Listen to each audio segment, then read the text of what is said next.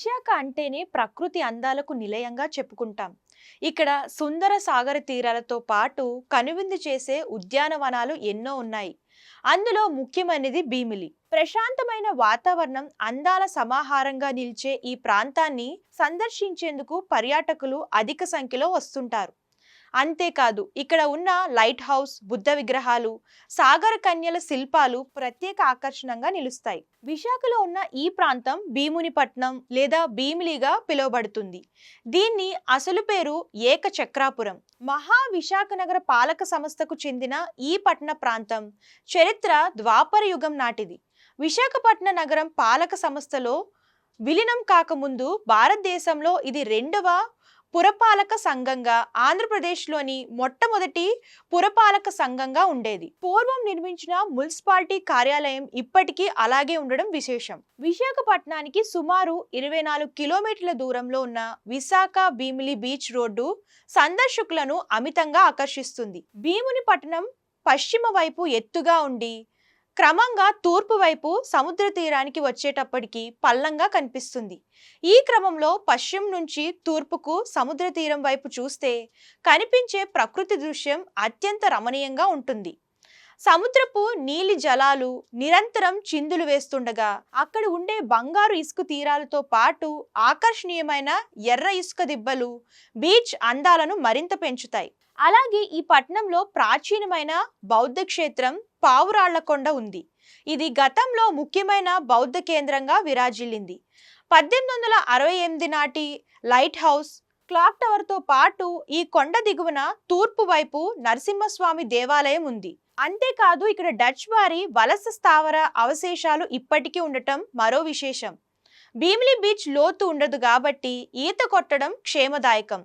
అందుకే ఇక్కడికి పర్యాటకులు ఎక్కువగా వస్తూ ఉంటారు. Welcome to Andhra Prabha news. నేను మీ వెంకటరమణ. మనం ఈరోజు చూపించబోయేది విశాఖపట్నంలో ఉన్న భీమిలి బీచ్. ఈ భీమిలి బీచ్ వద్ద మనం చూడొచ్చు. ఈ భీమిలిలో ఎన్నో ప్రాచీనమైన పురాతనాల లాంటివి కూడా ఉన్నాయి. ఇక్కడ మనం చూడొచ్చు. ఈ యొక్క లైట్ హౌస్ ఇది దాదాపుగా అప్పుడు కళింగపట్నం కాకినాడ మధ్యలో ఈ యొక్క దాదాపుగా 18 ఓడర్ రేవులకి ఈ యొక్క లైట్ హౌస్ అయితే మనం చెప్పొచ్చు. అయితే ఇక్కడ ఈ యొక్క పర్యాటక ప్రాంతం అయితే నిత్యం వేలాది మంది కిటకిటలాడుతూ ఉంటారని చెప్పొచ్చు. దాదాపుగా ఇక్కడ ఉన్న బౌద్ధ స్తూపాలు, అదేవిధంగా తూర్పును చూస్తే లక్ష్మీ నరసింహస్వామి, అదేవిధంగా పడమన్న ఈ భీమిలి బీచ్ ఉండడం ఎంతో ఆనందదాయకంగా అంటున్నారు. అయితే కొంతమంది పర్యాటకులు కూడా ఇక్కడ ఉన్నారు. వారిని అడిగి అసలు ఈ యొక్క బీచ్ ఏ విధంగా ఉంది ఏంటి అనేది అడిగి తెలుసుకునే ప్రయత్నం అయితే చేద్దాం. అన్న చెప్పండి, బీచ్ ఎలా ఉంది? ఇక్కడ మీరు ఎప్పుడు వస్తుంటారా? బీచ్ అయితే బాగానే ఉంది, కానీ కొంచెం అక్కడక్కడ పొల్యూషన్ అయిపోయింది అన్నయ్య. దానికి తోడు ఇటు వచ్చేది వాటర్ అంతా పొల్యూట్ అయిపోయింది. ఎంట్రన్స్ అంతా స్మెల్ వచ్చేస్తుంది. ఇటంతా బాగానే ఉంది. అటు గోస్తని నది ఒకటి కలుస్తుంది అక్కడ, ఆ ప్లేస్ కూడా బాగోలేదు. ఇటు కొంచెం డెవలప్ చేయాలి. ఈ ఎంట్రన్స్ ఈ లవ్ భీమిలి ఈ ఎదురు ఏరియా మొత్తం అంతా చూడడానికి చాలా బాగుంది. ఇదంతా బాగుంది, కానీ అక్కడ బుద్ధుడు అదంతా బాగానే ఉంది. అటు సైడ్ ఆ కింద మాత్రం వాటర్ అంతా పొల్యూట్ అయిపోయింది. ఆ ఏరియా అంతా బాగోలేదు. రాయల మీద కూడా ఆ జలకన్య, ఆ ఫిష్ అనేవి బాగా పట్టించుకోవాలి. మరే ఎలా పడితే అలా పడిపోయి ఉన్నాయి. అవి కూడా కొంచెం పట్టించుకుంటారని నేను అనుకుంటున్నాను. రైట్, మొత్తం మనం భీమిలి బీచ్ లోపలికి వచ్చాం. మనం సాగర కన్య అనేది సముద్రపు తీరం ఒడ్డున ఉన్న సాగర కన్య వద్ద ఉన్నాం. దాదాపుగా ఇక్కడ ఇప్పుడు వేసవి సెలవులు కావడంతో వేలాది మంది విద్యార్థులంతా కూడా ఆటవిడిపుగా ఈ యొక్క భీమిలి బీచ్కి అయితే వచ్చే పరిస్థితి అయితే చూడొచ్చు. మనం విజువల్స్ స్పష్టంగా చూడొచ్చు. ఇంతకు ముందు ఈ యొక్క భీమిలి బీచ్ అరాకొరగా భక్తులు, అదేవిధంగా పర్యాటకులు వచ్చే పరిస్థితి ఉంటుంది. ఇప్పుడు పూర్తిగా అలల తాకిడి ఏ విధంగా ఉన్నాయో అదేవిధంగా విద్యార్థులు కూడా, పర్యాటకులు కూడా ఈ యొక్క ప్రాంతానికి చాలా ఎక్కువగా ఉన్నారు చెప్పొచ్చు. అయితే భీమిలి, దీని అసలు పేరు ఏంటంటే ఏకఛత్రాపురం.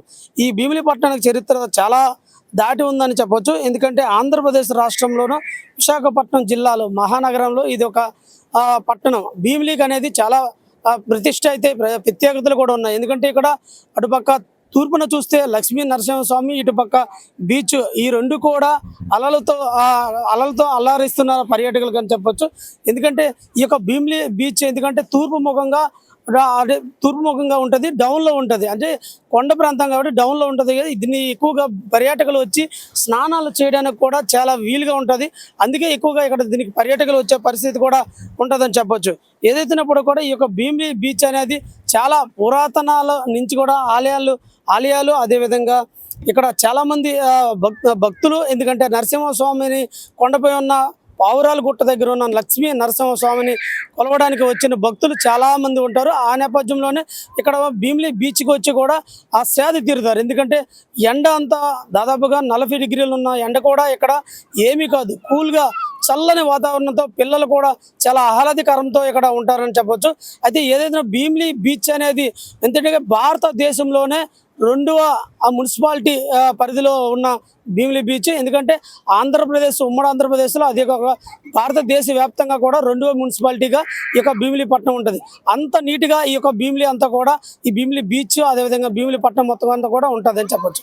ఏదైతేనప్పుడు కూడా ఈ యొక్క నగరంలో, మహానగరంలో ఈ భీమిలి బీచ్కి చాలా ప్రత్యేకతలు ఉన్నాయి. అయితే దీనిపై కొంతమంది ఇక్కడ పర్యాటకులు ఉన్నారు, వారిని అడిగి మరికొన్ని విషయాలు అయితే తెలుసుకుందాం రండి. ఎలా ఉంది? బాగుంది. ఎక్కడి నుంచి వచ్చావు? విశాఖపట్నం. ఇప్పుడు వస్తుంటావు బీచ్ కి? ఎన్నిసార్లు వచ్చావు ఈ బీచ్ కి? 2 సిట్లు. ఎన్నో తరగతి చదువుతావు? 2nd class. ఎక్కడి నుంచి వచ్చావు? విశాఖపట్నం నుంచి వచ్చా. ఏ బీచ్ కి? భీమిలి బీచ్ కి. బాగుందా? బాగుంది, ఏంటి బాగుంది? అంతా బాగుంది, ఆడుకోవడానికి అంతా బాగుంది.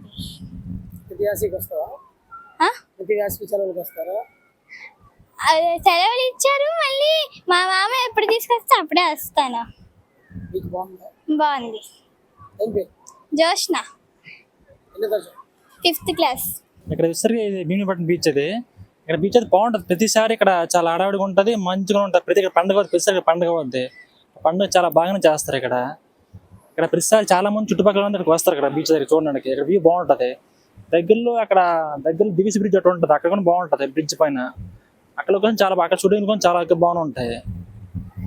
దగ్గరలో ఇంకా ఆర్కి బీచ్ అది కూడా బాగుంటుంది. కానీ ఇక్కడ మాత్రం దగ్గరలో ఇక్కడ లోకల్ మొత్తం ఇక్కడే ఉంటారు. ప్రతి ప్రత్యేక అంటే దగ్గరలో పండుగ అవుతుంది. పండుగ బట్టి ఇక్కడ చూసుకుని అందరూ వస్తారు. ఇక్కడ దాన్ని బట్టి చూడడానికి అన్ని బాగానే ఉంటాయి. నెల్లూరు. నా పేరు శ్రవంతి. మేము ఫస్ట్ టైం బీచ్కి వచ్చాం. చాలా చాలా బాగుంది. బీచ్ నచ్చింది అంతే. నా పేరు కృపారావు. ప్రతికూలంక ఏలూరు జిల్లా నుంచి వచ్చాం. బీచ్కి రావడం ఫస్ట్ టైం. చాలా అద్భుతంగా ఉంది భీమిలి బీచ్. రోజు కొన్ని వేల మంది వస్తూ ఉంటారు ఇక్కడికి. చాలా బాగుంది, ఆహ్లాదకరంగా ఉంది. ఆ వాతావరణం చాలా బాగుంది. సముద్రం అని చూస్తాం. భీమిలి బీచ్ ఎంతో చరిత్ర అయితే ఇక్కడ ఉన్న వచ్చిన పర్యాటకులతో మాటల్లో విన్నాం. అయితే మనం ప్రస్తుతానికి విశ్వాసపడిన చూడొచ్చు. ఇటు పక్క సముద్రము, అటుపక్క నది, ఆ నది రెండు కూడా ఇక్కడ కలయిక జరుగుతుంది. ఇది భీమిలి ప్రత్యేకత అని చెప్పొచ్చు. గోస్తా నది ఈ యొక్క దాదాపుగా అరకు దగ్గర ప్రారంభమయ్యి ఇక్కడ భీమిలి బీచ్ ఈ యొక్క సముద్రంలో అయితే కలిసే పరిస్థితి అయితే ఉంటుంది. ఎందుకంటే ఎన్నో అలలు దాటి, ఎన్నో జిల్లాలు దాటి ఈ యొక్క సముద్రం ఇక్కడ కలిసే పరిస్థితి ఉంటుంది. మనం ప్రస్తుతానికి విజువల్స్ రూపంలో చూడొచ్చు. ఈ యొక్క చాలా అలలు తాకిడి అయితే ఇక్కడ ప్రస్తుతానికి చాలా ఎక్కువగా ఉన్నాయని చెప్పుకోవచ్చు.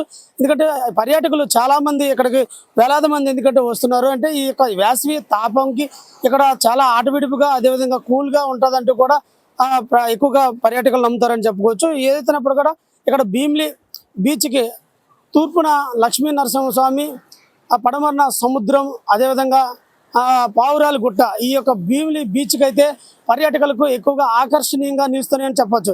ఏదైనప్పుడు కూడా ఇక్కడున్న డెన్మార్క్ రాజులు గతంలో ఇక్కడ పరిపాలించిన ఇంగ్లాండ్ నుంచి వచ్చిన బ్రిటిష్ వాళ్ళు ఆనవాళ్ళు కూడా ఇక్కడ చాలా కనిపిస్తున్నాయి. అయితే వాళ్ళ ఇక్కడ సంబంధించిన చర్చ్ కూడా గతంలో బ్రిటిష్ వాళ్ళు అయితే చర్చ్ కూడా ఇక్కడ కట్టారు. వాళ్ళ యొక్క ప్రార్థనా మందిరంని కూడా మనం చూపించుతాను. అయితే ప్రస్తుతానికి వేలాది మంది ఇక్కడ భక్తులు అయితే ఆ యొక్క నరసింహ స్వామిని దర్శించుకోవడానికి వచ్చిన భక్తులంతా కూడా ఈ యొక్క భీమిలి బీచ్లో వచ్చి స్నానాలు ఆచరించి వారి యొక్క కోరికలు తీర్చమని కూడా అక్కడ నరసింహ స్వామిని కూడా అడిగే పరిస్థితి అయితే ఇక్కడ కనిపిస్తుంది. అయితే ఇక్కడ భీమిలి బీచ్కి అయితే ప్రత్యేకంగా ఇక్కడ భీమిలి నుంచి అటు కళింగపట్నం వరకు కూడా లైట్ హౌస్, 18వ శతాబ్దం నాటి లైట్ హౌస్ ఇక్కడ ఉంది. అదేవిధంగా బౌద్ధ స్తూపాలు కూడా ఎన్నో ఉన్నాయి. బౌద్ధులు ఇక్కడ బౌద్ధ విగ్రహాలు, బౌద్ధ స్తూపాలు, అదేవిధంగా బుద్ధుని విగ్రహం ఎన్నో, అంటే బుద్ధునికి సంబంధించిన ఎన్నో విగ్రహాలు కూడా ఇక్కడ తలపిస్తున్నాయని చెప్పొచ్చు. ఇది ఇక్కడ తాజా పరిస్థితి. వీడియో ప్రవీణ్ కుమార్తో వెంకటరమణ, ఆంధ్రప్రభ, విశాఖపట్నం, భీమిలిపట్నం నుంచి.